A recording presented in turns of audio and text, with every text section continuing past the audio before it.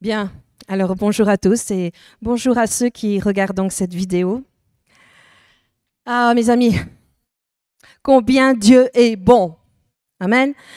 Combien Dieu nous connaît et combien Dieu sait ce dont nous avons besoin. Et il sait ce dont a besoin cette Église. Amen. Et combien de fois je me suis dit, le prochain message, je vais parler de ça. Et puis le Saint-Esprit m'amène sur toute autre chose. Parce que Dieu, il sait mieux que nous ce dont nous avons besoin. Et je crois que Christian sera d'accord avec moi sur ça. Alors ce matin, je voudrais vous dire ceci. Ce matin, je voudrais juste vous dire un verset. Et c'est dans Néhémie 8, fin du verset 10. La joie, oui, parce que je crois qu'il y en a ici qui n'ont pas assez de joie. La joie du Seigneur sera votre force. Amen. Alors, vous lisez peut-être ça de façon intellectuelle, mais est-ce qu'on peut, en toute réflexion, en toute conscience, nous redire ça à nous-mêmes, quelque chose de profond, hein, que notre esprit dise à notre âme, la joie du Seigneur fait ma force aujourd'hui. Alors pour ce passage, est-ce que vous savez dans quel contexte, dans quelles circonstances ce passage, ce verset a été écrit? À ce moment-là, c'est une période difficile. C'est pas du tout une époque simple. Alors oui, c'est facile de parler de la joie quand tout va bien dans ta vie. Mais ici, Néhémie, parce que c'est son histoire, Néhémie, il n'a vécu que des galères. Ouais, on y revient. Néhémie, en fait, c'était un descendant d'esclaves, en fait. Et il se trouve dans la ville de Jérusalem parce qu'un jour, il a beaucoup pleuré. Pourtant, Néhémie, c'était quelqu'un de très positif. Mais ce qui s'est passé, c'est qu'il a rencontré un ancien compatriote qui lui a donné des nouvelles du pays. Alors, je voudrais que vous essayiez un petit peu de vous mettre à la place, justement, de ces personnes qui sont aujourd'hui loin de leur pays, loin de leur nation d'origine, de leurs racines. Et du coup, il y a une partie de leur cœur qui est restée là-bas. Et lorsque ces personnes reçoivent des nouvelles tristes, affligeantes du pays, il y a quelque chose qui serre à l'intérieur d'eux-mêmes. Ça les déchire. Eh bien, quand Néhémie a appris ces mauvaises nouvelles, lui qui était toujours positif, il s'est mis à pleurer. Et il n'a pas pu le cacher. Même, il n'a pas pu cacher sa tristesse devant le roi Artaxerxès. C'est pas facile à dire. Et ce roi, c'était un des souverains du plus grand des royaumes de l'époque, c'est-à-dire le royaume de Perse. Et donc, le roi Artaxerxès, il lui dit mais je t'ai jamais vu avec une mine pareille quand tu viens travailler. Alors, je fais une petite parenthèse. Et pour toi, est-ce que c'est tellement rare que tu tires la tête que lorsque ça arrive, tout le monde le remarque? Ça, c'est une petite leçon pour nous tous. Parce que Néhémie, ce jour-là, lui, il était exceptionnellement triste. Et du coup, son patron, le roi, lui dit, mais d'habitude, tu fais jamais la tête comme ça. Qu'est-ce qui se passe? Et Néhémie dit, je viens de rencontrer un compatriote et il m'a dit, le pays va mal. La muraille, elle est en ruine. Les portes, elles sont brûlées. Les rues, elles sont incertaines. Voilà pourquoi je suis dans cette peine. Et le roi va lui dire, qu'est-ce que tu veux faire? Et Néhémie lui a répondu, permets que je parte reconstruire la muraille de la ville de mon cœur. Et sa mission était très claire. Et sachant pour qui il œuvre, et malgré ses larmes, il est allé au travail. Il est allé pour reconstruire la muraille. Et pendant la reconstruction de la muraille, waouh, tout était compliqué. Alors, c'est pas parce que tu es dans le plan de Dieu que les choses sont pas compliquées, hein. Mais pour Néhémie, tout était compliqué. Il y a des ennemis qui l'ont critiqué, il y a eu des ragots sur son compte, on a même essayé de le discréditer auprès de son roi, hein, qu'il était en train de comploter contre le roi. Alors peut-être que toi aussi, il y a des gens qui ont parlé contre toi. Laisse tomber. T'occupe pas de ça. L'Éternel est ta justice. Alors laisse tomber. Et alors Néhémie, il trace sa route et il décide de réunir tout le peuple. Et on va lire donc dans Néhémie 8, on va commencer à partir du verset 1. Tout le peuple s'est rassemblé comme un seul homme sur la place. Ils ont demandé au scribe Esdras, donc le scribe c'était un peu comme l'équivalent du pasteur, du prêtre, celui qui ouvrait la Bible, et d'apporter le livre de la loi de Moïse. Donc vous imaginez, il ouvre le livre, donc la Torah, et il commence à lire la loi, donc prescrite par l'Éternel à Israël. Verset 3. Esdras a lu dans le livre depuis le matin jusqu'à la mi-journée, en présence des hommes et des femmes, de tous ceux qui étaient en âge de comprendre. Et vous, aujourd'hui, vous êtes en âge de comprendre ce que Dieu veut vous dire. Verset 3. Et le peuple tout entier s'est montré attentif à la lecture du livre de la loi. Verset 4. Aussi le scribe Esdras se tenait debout sur une estrade en bois. La nôtre aussi, elle est en bois, mais je n'ai pas la prétention de me sentir comme Esdras devant vous. Mais est-ce que votre réaction serait la même que celle du peuple? Parce que, verset 6, quand Esdras a béni l'Éternel, le grand Dieu, tous les membres du peuple ont répondu « Amen, Amen » en levant les mains. Puis ils se sont prosternés et ont adoré l'Éternel le visage contre terre. Verset 9. Et le gouverneur Néhémie, le prêtre et scribe Esdras et les Lévites qui donnaient des explications, ont dit à l'assemblée du peuple, « Vous savez, ce jour est un jour saint, un jour mis à part. Pour l'Éternel, votre Dieu, ne prenez pas le deuil et ne pleurez pas, parce que en effet, le peuple tout entier pleurait à l'écoute des paroles de la loi de Dieu. » Alors Néhémie, Esdras et les autres leur ont dit ne pleurez pas, mais plutôt, verset 10, allez, mangez un bon repas. Waouh! On aimerait bien qu'il y ait plus de pasteurs comme ça. Et allez boire des liqueurs douces. J'ai jamais entendu aucun prêtre ou pasteur donner ce conseil-là. Mais en envoyant des parts à ceux qui n'ont rien préparé, ceux qui n'ont rien à manger, car ce jour est un jour saint pour notre Seigneur. Et c'est là qu'il donne le verset que nous avons besoin d'entendre aujourd'hui. Ne soyez pas tristes, car c'est la joie de l'Éternel qui fait votre force. Car c'est la joie de l'Éternel qui fait votre force. Alors je le dirai bien dans toutes les langues pour que tous comprennent, ceux qui regardent aussi, mais je connais que le français. Mais c'est la joie de l'Éternel qui fait ta force. Alors, ma question c'est, est-ce que c'est vrai? Est-ce que c'est vrai? Parce que pour certains, vous avez trop perdu votre joie. La joie du Seigneur est ta force?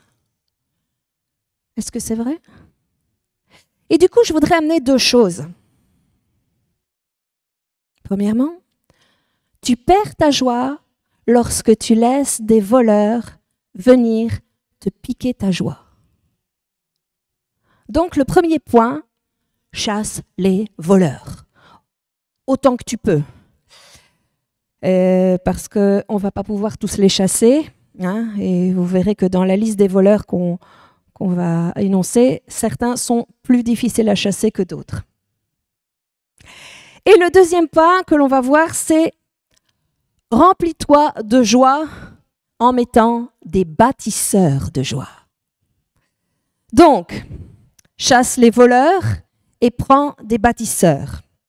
Grand 1, les voleurs de joie. Et tu peux mettre l'image 1, Nicolas.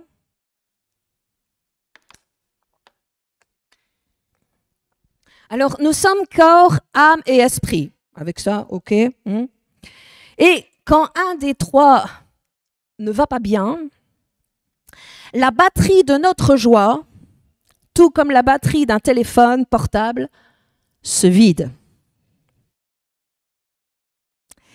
Et si ton corps va mal, et ça c'est une des raisons pour laquelle tu peux perdre ta joie, ton corps est fatigué, ça va brûler, épuiser ta joie.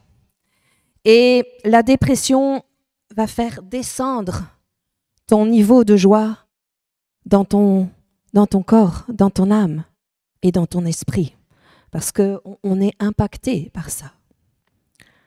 Ensuite, deuxième, nos échecs répétés.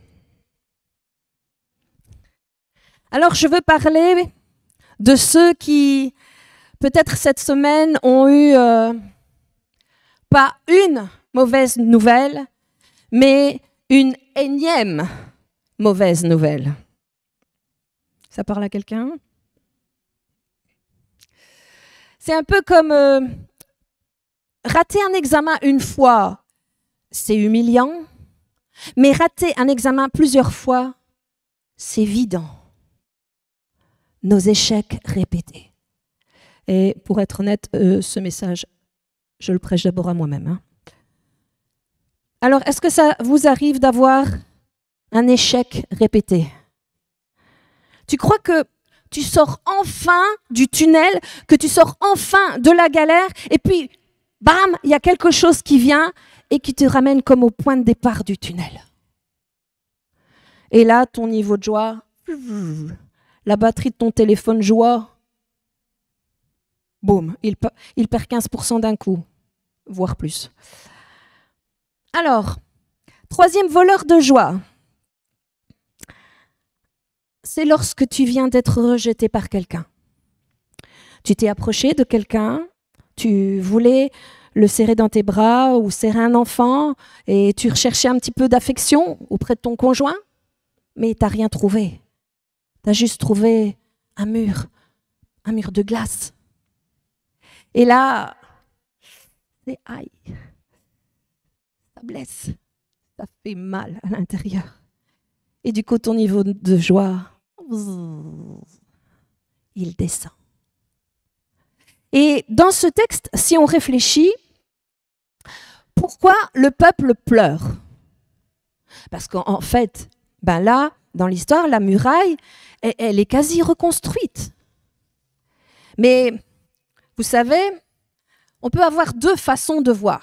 Hein, c'est un peu l'histoire du verre à moitié vide ou du verre à moitié plein. Soit tu peux être déprimé, soit tu peux aussi voir ce qui va bien. Et vous voyez là, le peuple, ils sont en train d'écouter, lire la Bible. Donc ça, c'est bon, c'est bien. Ils viennent de rebâtir une grande partie de la muraille. Donc ils devraient presque être en louange, en fait. Mais au lieu d'être en louange, ils sont en pleurs. Parce qu'en fait, dans leur tête, ils focalisent sur ce qu'ils étaient avant. Et en fait, ils sont dans une espèce de mélancolie, une frustration, parce qu'ils regrettent l'époque où Jérusalem, hein, où il y avait de l'or, il y avait de l'argent, la muraille était solide, etc. Alors je vous pose la question, sommes-nous nostalgiques du passé? Et sommes-nous nostalgiques du passé de cette Église? Et si vous comparez aujourd'hui, vous vous dites, bah, on est déclassé. Que ce soit spirituellement, financièrement, socialement, je ne sais pas. Mais le déclassement est un voleur de joie. Et pour terminer, parce qu'on est corps et on est âme, et les 3 derniers qu'on a vus, c'était l'âme, mais on est aussi esprit. Si spirituellement, on est dans une situation vis-à-vis de Dieu où on sait qu'on est en état de péché, ça, c'est un véritable gouffre. C'est un vrai voleur de joie. Le péché est un voleur de joie parce qu'il te déconnecte de Dieu. Et ça a comme conséquence que tu perds énormément de joie. Alors pour terminer ce premier point, où sont les voleurs de joie dans ta vie? Qu'est-ce que tu peux empêcher, bloquer, chasser, stopper? Et qu'est-ce que tu ne peux pas? Bon, parce que déjà, je le sens venir, vous allez me dire, oui, mais Agathe, au niveau physique, qu'est-ce que je peux faire? Oui, peut-être aller voir un médecin, voir si tu peux avoir de l'aide. Mais aussi et surtout, demande la prière. Demande la prière de guérison. Et si au niveau de ton âme, c'est pas ça non plus, fais-toi aider et demande la prière. Et si c'est au niveau spirituel, demande aux responsables spirituels de t'aider et demande aussi la prière. Ne restez pas tout seul avec des voleurs de joie. Malgré tout ce que vous ferez pour chasser les voleurs de joie, la vie, elle est difficile. Désolée de le dire, mais tant que nous serons sur la terre, il y aura toujours des voleurs de joie. Et on peut juste les limiter, mais on ne peut pas les amener à zéro. Le seul endroit où il n'y aura plus de voleurs de joie, c'est au ciel, mes amis. Et il est dit, lorsque nous serons dans la présence de Jésus, on voit ça dans Apocalypse 21 au verset 4, Louis II 21, il essuiera toute larme de leurs yeux, la mort ne sera plus, et il n'y aura plus ni deuil, ni cri, ni douleur. Waouh, j'ai hâte. Mais en attendant, sur la terre, on pleure quelques jours, hein, on ne va pas se mentir. Mais à celui qui pleure, j'ai une bonne nouvelle. Dieu a prévu 3 choses pour pouvoir mettre en place pour retrouver de la joie. Alors écoute, pour toi qui es venu avec une batterie qui est dans le rouge, hein, ta batterie de joie, elle est, 2%, elle est sur le point de s'éteindre. Alors, grand 2, quels sont les bâtisseurs de joie? Eh bien, relisons ce que Dieu a dit. Toujours donc dans Néhémie 8:10. Car la joie du Seigneur fait votre force. Alors, dans certaines versions de la Bible, c'est sera votre force au futur. Mais en hébreu, c'est un futur qui commence aujourd'hui. Dès aujourd'hui, Dieu est en train de vouloir te donner de la joie. Et la joie que Dieu donne est une joie qui dépasse toute intelligence, qui dépasse toute circonstance. C'est une joie inexplicable. C'est une joie dont le Saint-Esprit est à l'origine. C'est un fruit de l'Esprit. Et c'est une joie, comme Paul disait, le fruit de l'Esprit, c'est la joie. Le cadeau que le Saint-Esprit veut nous donner, c'est la joie. Donc, qu'est-ce que nous devons faire? C'est prendre soin de notre relation avec Dieu. Donc, petit 1, premier bâtisseur de joie, c'est ta relation avec Dieu. Si tu bâtis ta relation avec Dieu, tu bâtis ta joie. Parce que le Saint-Esprit veut te donner de la joie. Mais pas que.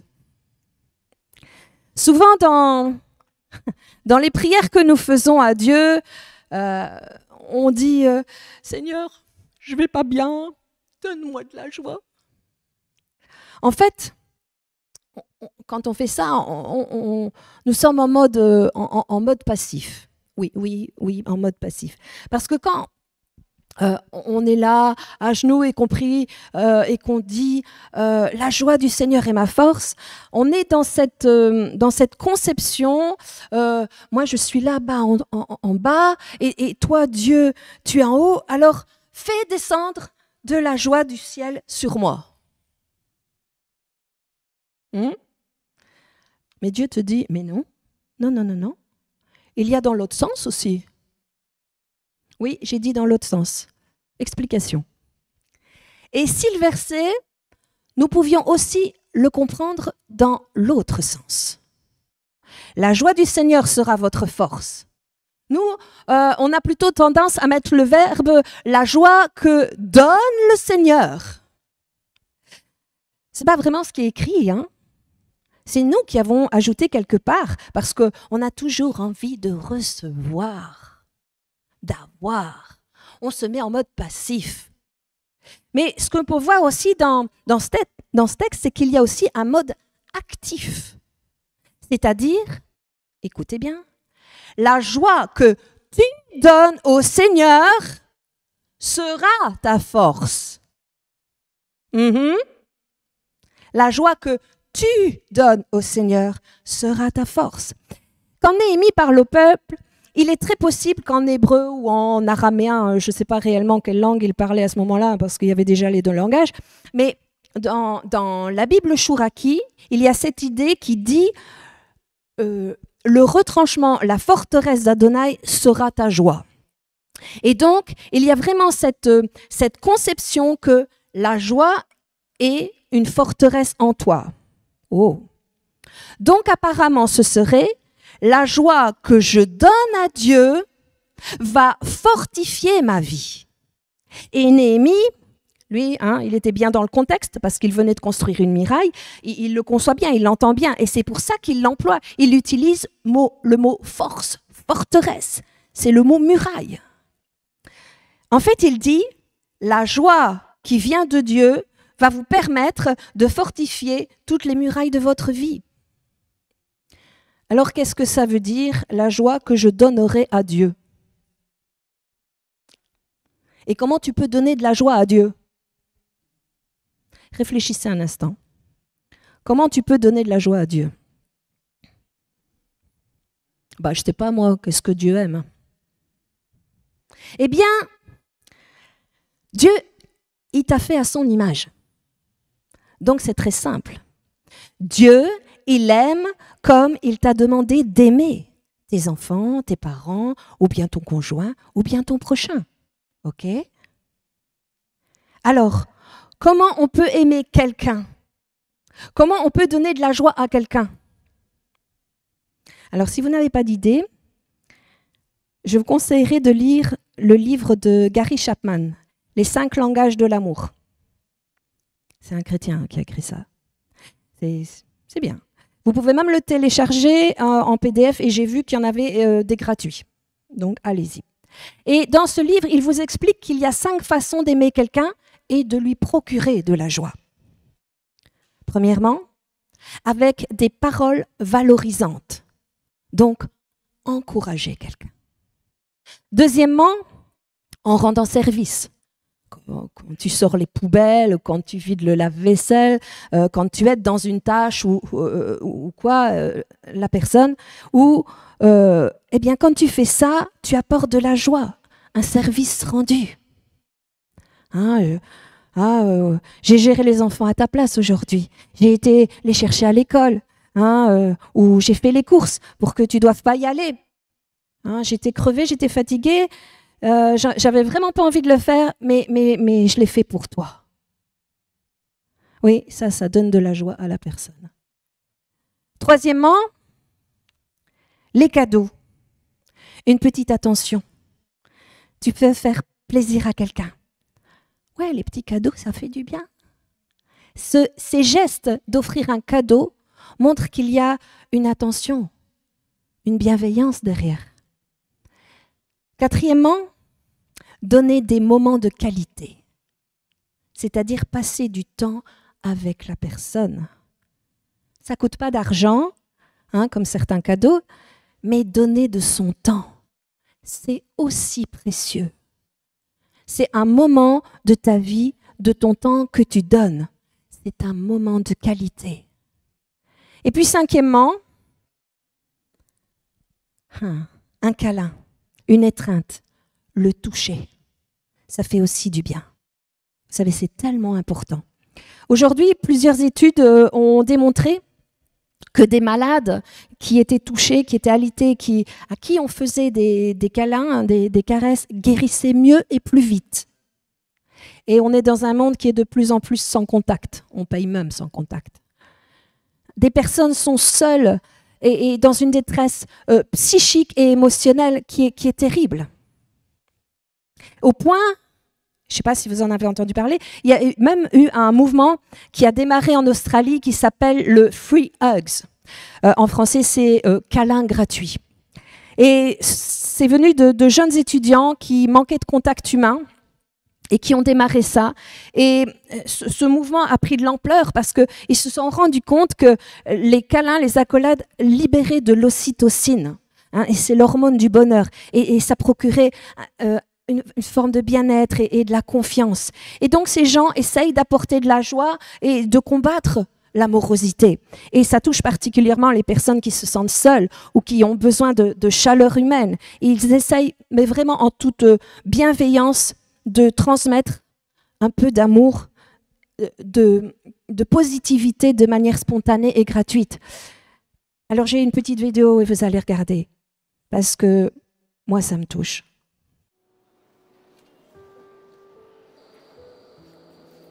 How are you? You okay?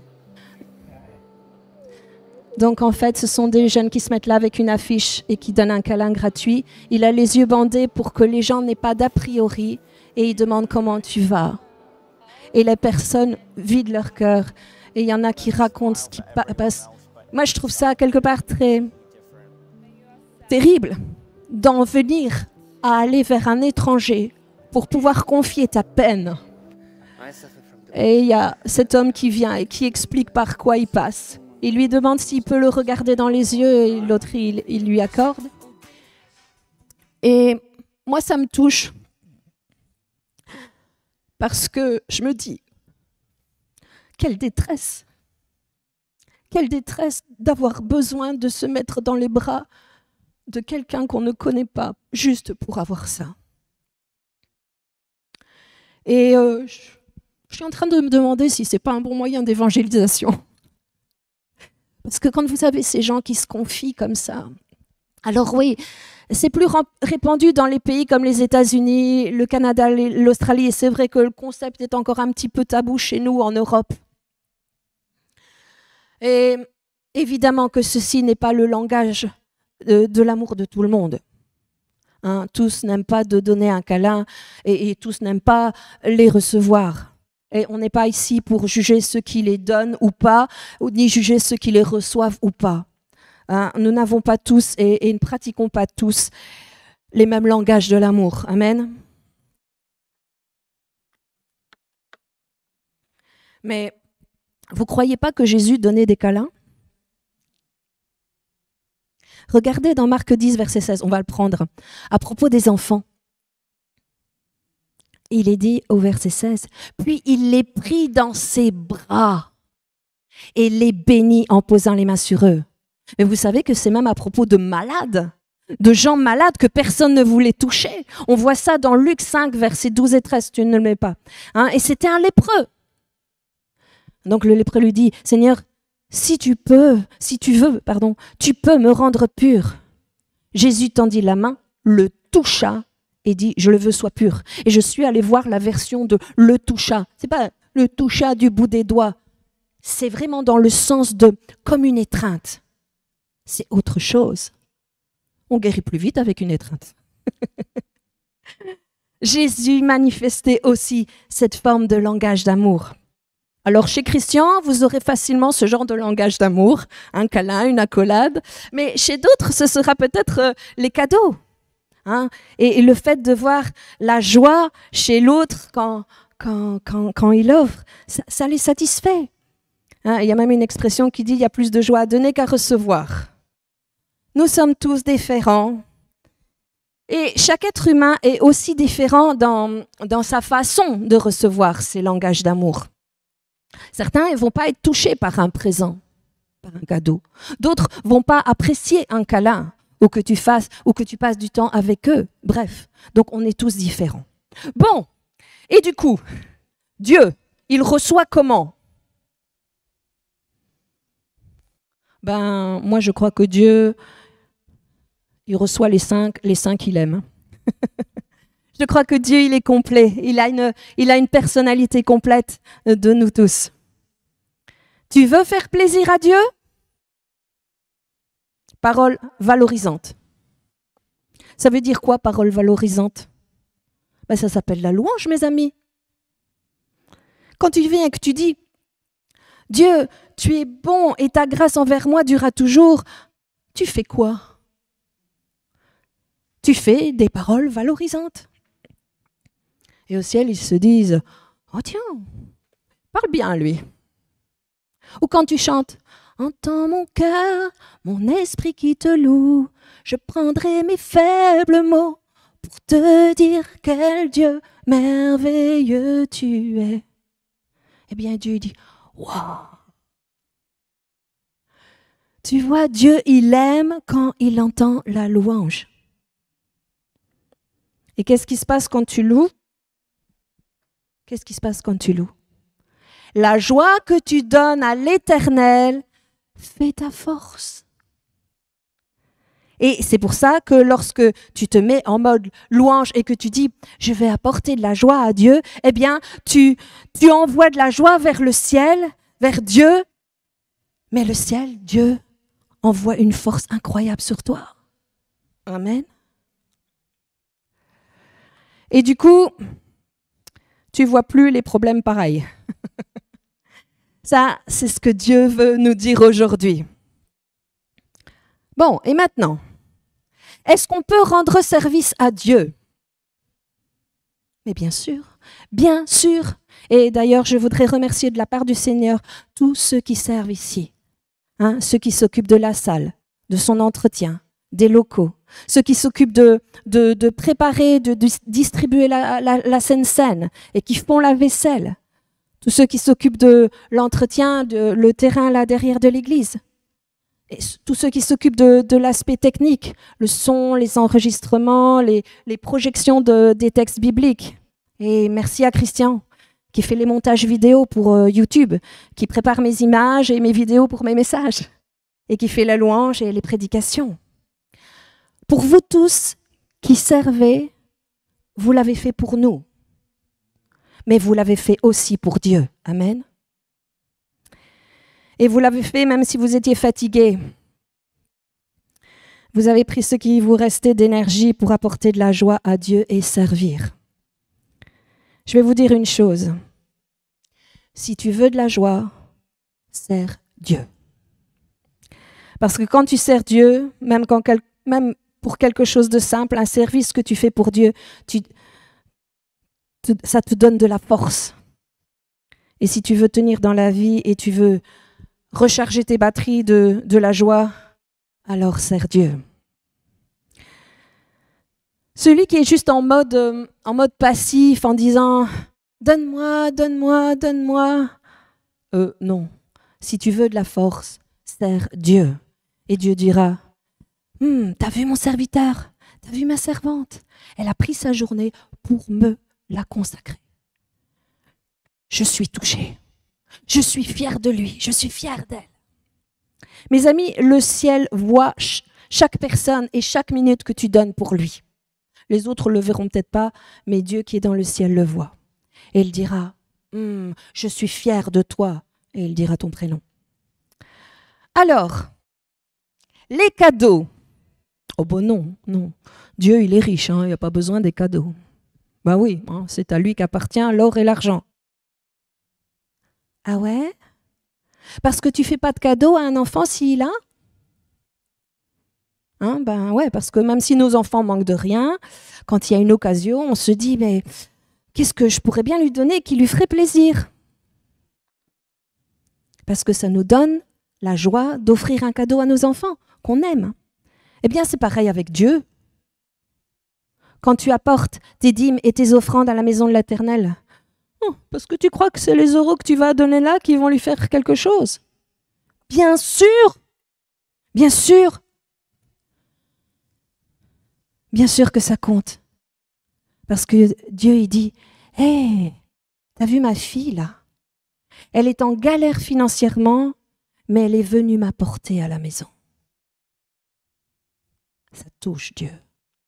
C'est pas à CVC que vous l'avez donné. C'est à Dieu qui est dans le ciel, amen, et qui pourvoit à tous tes besoins chaque jour. Et ça, ce sont des cadeaux, et Dieu est touché par ça. Quatrième façon de donner de la joie à Dieu est de recevoir de la force. Alors c'est dans ta vie de tous les jours, alors que tu es en train de courir dans ta journée, que tu fais métro, boulot, dodo, enfin on n'a pas de métro, donc auto, boulot, dodo. Tu cours, tu fais plein de choses. Et puis Dieu, il te dit, viens là, pose-toi là. Mais Dieu, écoute, j'ai pas beaucoup le temps. Pose-toi là. Le temps, t'en as jamais assez de toute façon. Alors, comment tu vas? Comment ça se passe pour ta vie? Dieu a juste envie de passer un temps en tête à tête avec toi. Un temps de qualité. Vous savez, si un de nos enfants nous dit, papa ou maman, j'ai envie de passer du temps avec toi. Oh, vous aimez pas ça, vous? Oui. Eh bien, notre Père Céleste aussi. Quand nos enfants font ça ou demandent ça, ça nous touche. Et on ne leur demande pas 2 heures, mais un petit temps. Et Dieu ne demande pas forcément de passer une nuit entière de prière ou de jeûne ou suivre un séminaire spécial, etc. Il dit juste, viens près de moi, tranquille, fais une pause. T'arrêtes pas de courir là. Laisse ce que tu es en train de faire. C'est pas urgent. Détends-toi avec Dieu. La joie du Seigneur est ma force. Dans ces moments-là, la joie du Seigneur est ma force. Alors vous allez me dire, Agathe, du coup, celui-là, c'est le dernier, parce que le 5e, c'est pas possible. Le toucher physique. Bon, peut-être que quelques chrétiens hyper charismatiques, genre j'ai embrassé le Saint-Esprit. Non, je vais vous dire, moi j'ai jamais serré Jésus dans mes bras. D'accord? On va pas se mentir. Mais apparemment, certains le vivent, mais moi je l'ai jamais vécu. Alors, Jésus a dit effectivement, je suis avec vous tous les jours jusqu'à la fin du monde. Oui, mais si tu l'as cherché physiquement, tu risques de ne pas le trouver. Le corps physique de Jésus, il n'est plus celui qui était lorsqu'il était sur la terre. Car maintenant, il est dans la gloire et il a tout pouvoir et toute autorité sur toutes les puissances et toutes les situations. Il est avec toi, mais il te dit, si tu veux me toucher, je vais te dire comment tu dois faire. À chaque fois que vous donnerez ne serait-ce qu'un verre d'eau, au moindre des plus petits, c'est à moi que vous le faites. On va prendre Matthieu 25, verset 40, Louis II. Je vous le dis en vérité, toutes les fois que vous avez fait ces choses à l'un de ces plus petits de mes frères, c'est à moi que vous les avez faites. Tu veux toucher Jésus? Va faire du bien à quelqu'un. Parce que c'est comme ça qu'on touche Dieu. Amen. On va aller dans la deuxième partie. Alors, petit 2, le deuxième bâtisseur. Ça, c'est beaucoup plus court. Le deuxième bâtisseur, c'est ta relation avec les autres. Voilà. Tu veux bâtir ta joie, fais du bien aux autres. Et c'est pour ça que Néhémie a dit, vous voulez retrouver de la joie et arrêter de pleurer? Je vais vous donner un conseil. Néhémie 8, verset 10. Faites porter des portions à ceux qui n'ont rien préparé. Ah ouais, mais eux, ils n'ont rien préparé. Ils avaient qu'à se préparer eux-mêmes. Hein. Et puis quand même, c'est toujours les mêmes qui donnent. Ben, donne rien alors. Mais si tu veux que la joie du Seigneur soit ta force, va donner des parts à ceux qui n'ont rien préparé. Et à chaque fois que tu feras ça, tu verras qu'il y a quelque chose qui se passe. Vous savez, il y a quelque chose de génial dans le bonheur. Et même quelqu'un qui n'est pas chrétien ou chrétienne, il sait et il comprend ça. Parce que c'est une loi universelle de Dieu. Et vous savez, et tu peux mettre l'image numéro 2, Voltaire, le philosophe, il a écrit ceci. Le bonheur est souvent une chose qu'on puisse donner sans l'avoir. Et c'est en le donnant qu'on l'acquiert.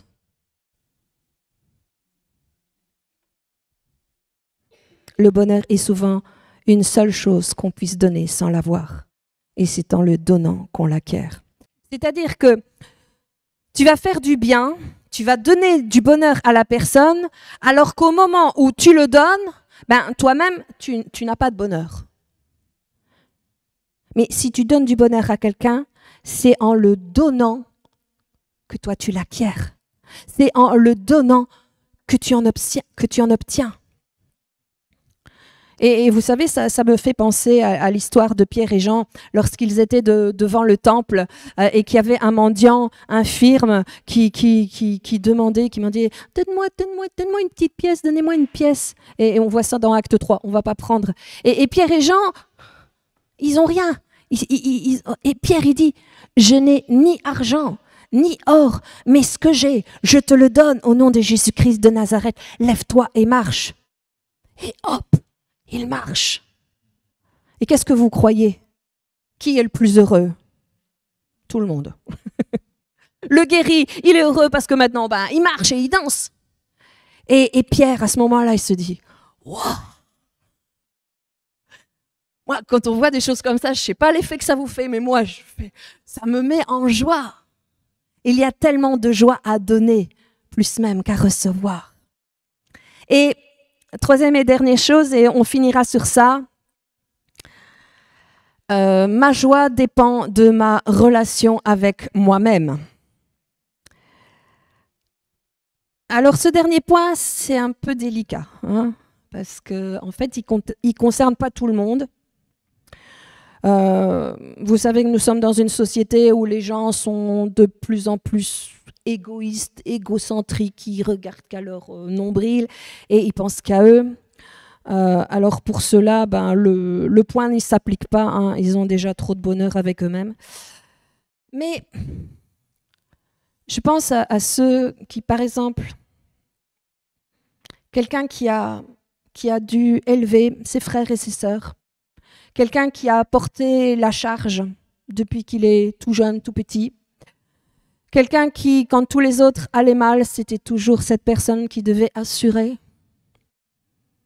Peut-être la personne dans l'église, quand tout le monde quittait, tout le monde partait, elle était la dernière à ranger les chaises, à tout fermer, la dernière à travailler. Parce qu'en fait, dans sa tête, elle est un tel travailleur ou travailleuse. C'est une personne sacrificielle. Et elle est une personne de la loi. Et voici pourquoi le peuple pleurait. Ils pleuraient parce qu'ils avaient lu la loi. Et quand vous lisez la loi, il faut que, et tu dois que, vous n'avez pas beaucoup de bonheur. Et si ces personnes écoutent des messages, des vidéos de pasteurs qui disent « il faut prier, il faut jeûner, il faut ceci », à la fin, la personne se dit « ok, moi je suis nulle ». Et du coup, ça vide sa joie. Et voici ce que dit Néhémie. Il leur dit « je ne vous demande pas d'aller jeûner, prier et pour retrouver de la joie. » Qu'est-ce qu'il dit? Il dit « je vous demande d'aller manger. » D'aller boire des liqueurs douces. Quoi? De l'alcool? Bien sûr, tout est une question de modération. Mais je voudrais dire à ceux qui ne s'autorisent jamais de bonheur, Dieu te dit, tu as le droit de te lâcher un peu. Attention, hein, c'est un conseil à prendre évidemment avec modération, d'accord? Et ça ne concerne pas tout le monde. Mais il y a, et notamment dans les églises, des personnes extrêmement fidèles, intègres, qui sont tellement en mode ficelé, vous voyez, comme dans la parabole. Hein, que jamais il a osé demander au papa un repas, un chevreau, le veau gras pour faire la fête à la maison. Et le père va lui dire mais tu m'as jamais rien demandé. Mais Dieu te dit fais-toi plaisir, ça me fait plaisir. Mais papa, j'ose pas. Eh bien, tu devrais. Parce que quand tu comprends que tu n'es plus sous la loi, mais que tu es sous la grâce, tu as le droit de profiter des choses que Dieu a mises sur cette terre. Pas pour que tu deviennes esclave de ces choses-là, mais réjouis-toi. Mets-toi en joie. En anglais, on dit enjoy. Mets-toi de la joie à l'intérieur. Apprécie le fait que Dieu est bon. Parce que sinon, tu es tout le temps en train de dire Dieu, tu vas passer, Dieu, tu vas passer, tu vas me donner. Et une fois qu'il donne, ben, tu ne prends pas. Et Dieu te dit, mais profite. Et Néhémie dit au peuple, arrêtez de pleurer. Allez manger, ça va vous faire du bien. Alors les spirituels, ils auraient dit, oh non. Et Dieu aurait dit, bah alors c'est comme Pierre, hein. T'es dur en fait. Quand Jésus est venu pour laver les pieds de Pierre, qu'est-ce que la réaction de Pierre? Oh mais non Seigneur, je veux pas. Hein, c'est pas normal que ce soit toi qui me laves les pieds. Vous savez, on a une mentalité dans notre tête qui nous interdit en fait que Dieu nous fasse du bien. On s'interdit à profiter des choses que Dieu a mises sur la terre pour nous. Parce qu'il y a comme un petit pharisien, un petit gendarme à l'intérieur de nous qui est tout le temps en train de dire « Attention, non, attention, ça tu peux pas, attention ». Alors, je ne sais pas ce que vous avez pensé quand vous avez lu dans le passage le mot « liqueur douce ». Est-ce que vous vous êtes dit « Ouais, mais combien de degrés ?» Est-ce que vous êtes en mode contrôle total? Est-ce que vous avez un gendarme spirituel à l'intérieur prêt à sortir et à dégainer? Et Dieu, il dit, range le pistolet. Tu es sous la grâce. Ne fais pas n'importe quoi, mais vis la vie de liberté. Parce que là où est l'Esprit de Dieu, il y a la liberté.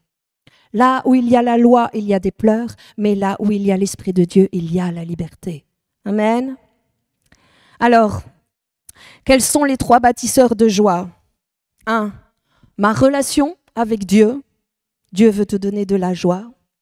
Dieu veut te donner de la joie et tu auras une force extraordinaire lorsque tu lui donneras de la joie.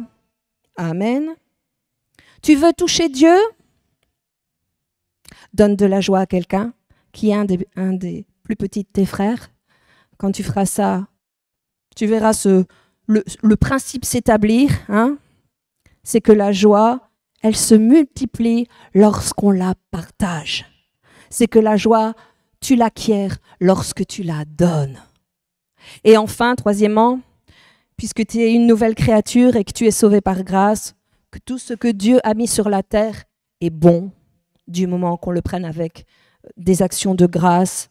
Alors fais la fête. Fais une fête spirituelle. Fais une fête à l'Éternel. Vivement le prochain repas. Ça va être formidable, la haine. Mais ne le fais pas en mode convoitise de combien de calories je vais manger. Mais Dieu dit, mais fais-toi du bien et accorde-toi et dis, mais c'est bon ça. Et exceptionnellement, je me lâche, je m'autorise et je veux dire particulièrement merci à Dieu. Sincèrement, je ne crois pas qu'un message comme celui-ci, vous en entendrez tous les jours. Mais c'est dans la Bible. Regardez bien la Bible. Que faisait l'Église primitive? Ils faisaient des repas, ils faisaient des fêtes, ils faisaient des agapes, ils faisaient des temps de célébration, des temps de joie, des temps de joie. Alors, qui est la source de votre joie? Qui est la source de votre joie? Est-ce que votre joie dépend des circonstances des voleurs qui viennent grignoter? Chassez ces voleurs de joie. Prenez une position de foi aujourd'hui et dites: je proclame devant les anges et devant les démons, devant ceux qui m'aiment et devant ceux qui me détestent, que la joie qui vient de l'Éternel sera ma force et que la joie que je donnerai à l'Éternel sera ma force. Amen. Qu'on puisse dire comme Paul: j'ai appris à être heureux dans toutes les situations, favorables ou non, en chaque temps, en chaque saison. Mais moi, je bénis le nom de Dieu, je bénis le nom de l'Éternel. Vous êtes d'accord avec ça? Arrêtons de nous plaindre de la vie. Elle est courte, mais bénissons Dieu pour la vie qu'il nous a donnée et servons-le au maximum. Amen.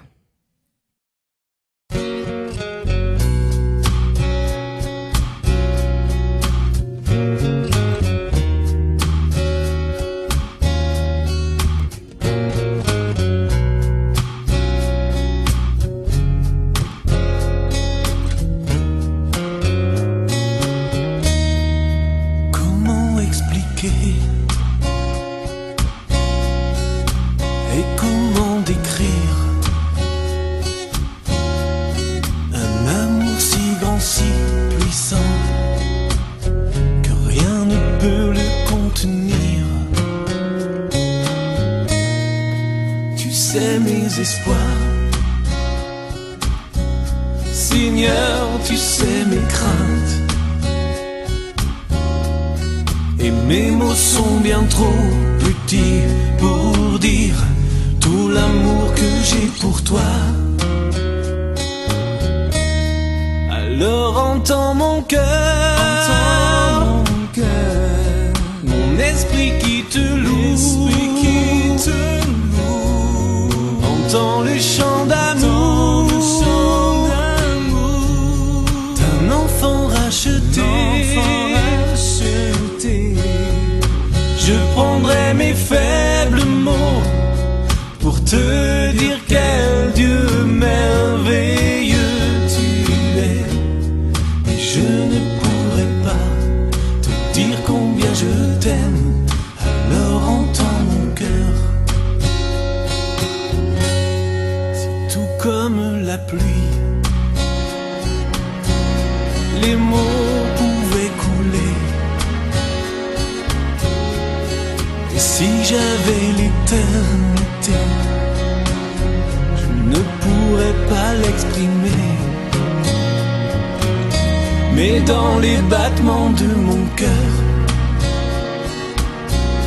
tu entendras toujours. Merci pour la vie, pour la vérité et pour le chemin. Alors entends mon cœur, mon esprit qui te loue, entends le chant d'amour d'un enfant racheté. Je prendrai mes faibles mots pour te dire quel Dieu merveilleux tu es. Je ne pourrai pas te dire combien je t'aime. Alors entends mon cœur.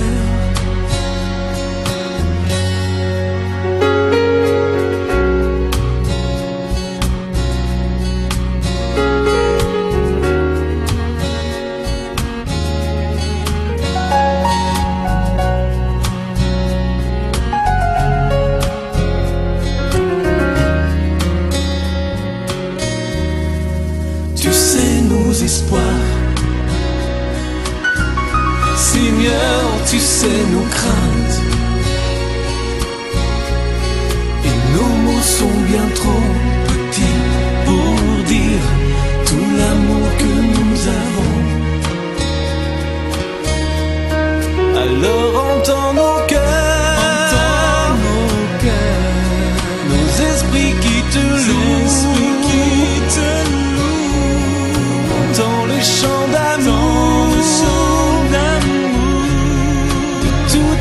racheter. Nous prendrons nos faibles mots pour te dire quel Dieu merveilleux tu es. Mais nous ne pourrons pas te dire tout notre amour, alors entends nos cœurs. Non, nous ne pourrons pas te dire tout notre amour, alors entends nos cœurs.